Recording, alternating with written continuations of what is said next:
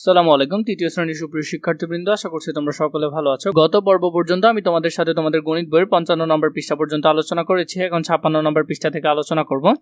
প্রতিটি পৃষ্ঠা ধারাবাহিকভাবে আলোচনা করছি যাতে তোমরা প্লেলিস্টে সহজে খুঁজে পাও। প্রতিটি পৃষ্ঠার সমাধান আমি ধারাবাহিকভাবে তোমাদেরকে দিচ্ছি। প্রথমে দেখো কি বলেছে, একটি শ্রেণীতে 30টি বেঞ্চ আছে। প্রতিটি বেঞ্চে 4 জন করে শিক্ষার্থী বসতে পারে। তাহলে 30টি বেঞ্চে কতজন? তাহলে 30কে 4 দিয়ে গুণ করলে কত হবে? 30 গুণ যদি 4 করি তাহলে 4 শূন্য শূন্য হচ্ছে, 3 4 কত 12, তাহলে 120 জন বসতে পারবে। তাহলে এখানে কত হবে? 120 জন।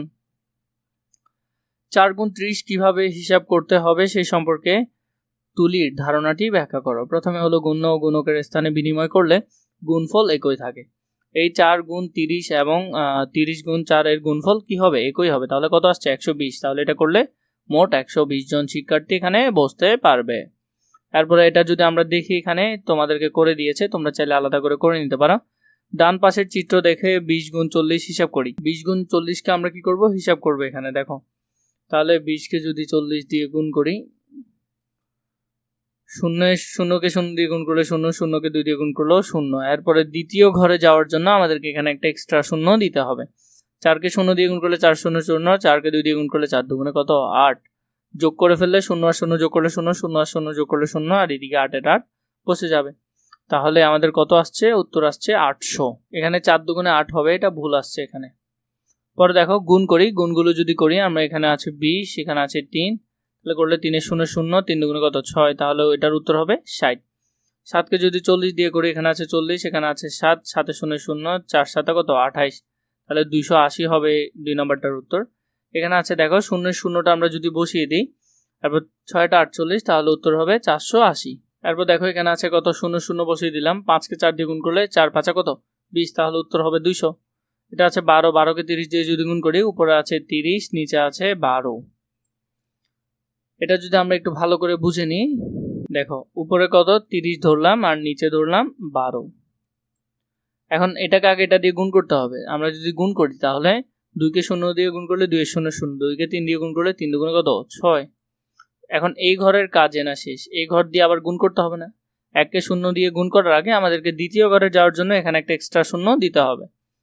1কে যদি 0 দিয়ে গুণ করলে কত? 1 এর 0 0, 1কে 3 দিয়ে গুণ করলে 3 একে 3, তাহলে এখন যদি যোগ করি 0 আর 0 যোগ করলে 0, 6 আর 0 যোগ করলে 6, 3 এর 3 বসে যাবে। তাহলে কত হচ্ছে? 360। তাহলে এই দুই সংখ্যাটা করলে আমাদের কত আসছে? 360 আসছে। এখানের মধ্যে আমি যদি তোমাদেরকে পরে 8 নাম্বারটি করে দিই, 8 নাম্বারটা দেখো, এখানে আছে কত? এখানে আছে 70, আর কত? নিচে আছে 60। আগে 0কে 0 দিয়ে গুণ করলে 0, 0কে 7 দিয়ে গুণ করলেও 0। দ্বিতীয় ঘরে যাওয়ার জন্য আমাদেরকে এক্সট্রা একটি 0 দিতে হবে। 6কে 0 দিয়ে গুণ করলে 6 0 0ই হবে। 6 7 কত হয়? 6 7 হলো 42।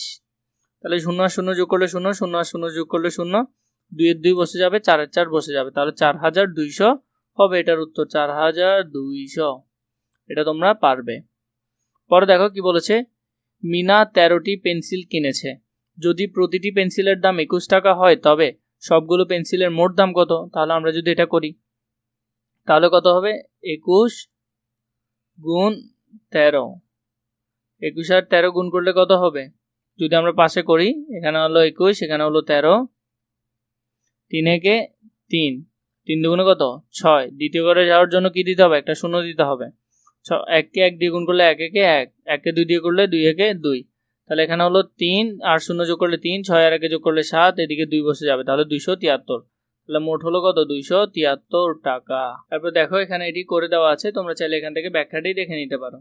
তারপর এখানে আরো কিছু আছে, 21 ও 13কে স্থানীয় মানে প্রকাশ করি। 21 আর 13কে, যেমন 20 যোগ 1। প্রথমে আমরা যদি এটা করি তাহলে 21কে 13 দিয়ে যদি গুণ করি, প্রথমে দেখো আলাদা আলাদা করে সবগুলো কি করেছে? মান বের করেছে। মান বের করে এখানে যোগ করে কত আসছে? 273 আসছে।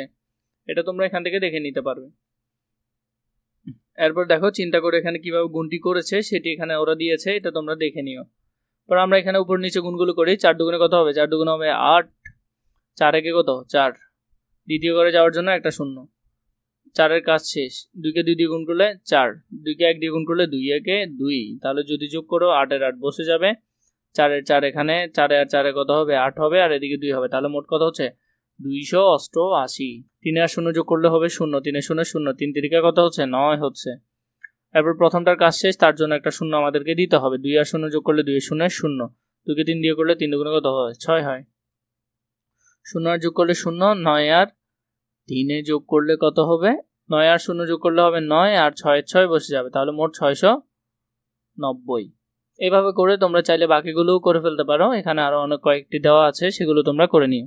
পাশাপাশি তোমাদেরকে এখানে কিছু গুণ দিয়েছে, গুণগুলো কিভাবে করবে তা তোমরা দেখে নিও। উপর নিচে আরো কিছু গুণ আছে, গুণগুলো আমরা দেখে নিই। এখানে যে উপর নিচে যে গুণগুলো আছে, গুণগুলো যদি আমরা একটু দেখি, এখানে কত আছে? 17, 68। 17, 68 যদি আমরা গুণ করি তাহলে আমরা এখানে কত পাচ্ছি? 17 আর 68 গুণ করলে পাচ্ছি 1165। এখানের মধ্যে আমি তোমাদেরকে একটা গুণ করে দেখিয়ে দিই। এখানের মধ্যে ধরো 91, 25। 91, 25কে করলে 5কে 1 দিয়ে গুণ করলে 5 একে 5 বসছে, এখানে 5 বসছে। 5কে 9 দিয়ে করলে 5 রং কত? 45। 45 এর 45 এখানে বসে যাবে, কারণ পরে আর কোনো সংখ্যা নেই। দ্বিতীয় ঘরে আসার জন্য কি করতে হবে? একটা শূন্য দিতে হবে। 2কে 1 দিয়ে গুণ করলে 2 একে 2 বসবে। আবার 2কে 9 দিয়ে গুণ করলে 9 দুগুণে কত হবে? 18 হবে।